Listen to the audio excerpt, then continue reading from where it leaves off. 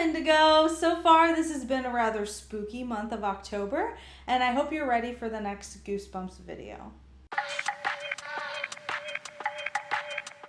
Grab a snack, take a seat, and relax as these next 3 stories unfold. We will be covering books 16 to 18.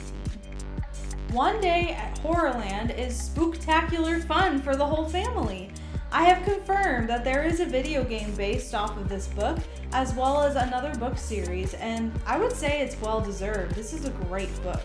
A family spontaneously finds this amusement park, but it starts off in suspense as the family car explodes as soon as they arrive. The parents decide to try to find a phone in order to find a way back home. Remember, there's no cell phones back then. And the children explore the park. The rides are not as playful as they seem, and they begin to see that they are very much in danger. The horrors are employees of the park and end up being real monsters that genuinely are trying to kill these kids. They have one weakness though, pinching, and that's what saves the whole family. They drive one of the park's buses away from the park, but little do they know, they took one monster with them. He just wanted to give them free passes for next year. I like that this one includes the parents because it adds an entirely different dimension to the story.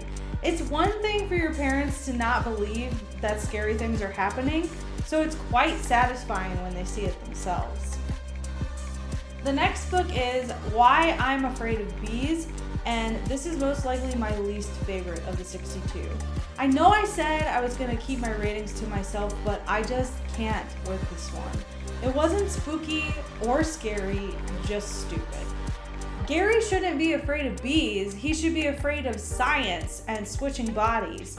He basically feels like everyone hates him and he's getting tired of being bullied all the time. When he finds a company that gives person-to-person vacations, he decides to go for it. He accidentally gets switched with a bee. He then proceeds throughout the rest of the story to try to get people to hear him and help him, but no one understands what he's saying, so they just swat him away and try to kill him.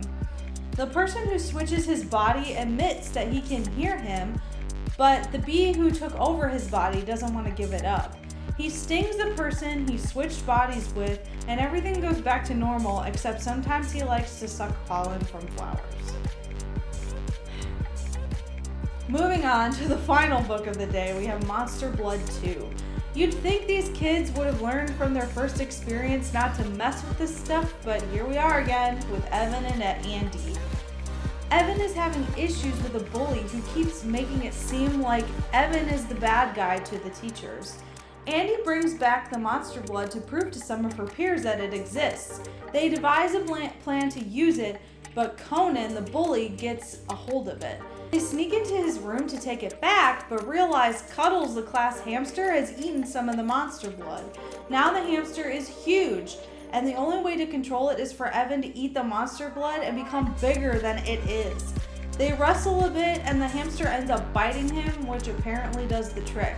They go back to normal, and Evan ends up being able to keep Cuddles.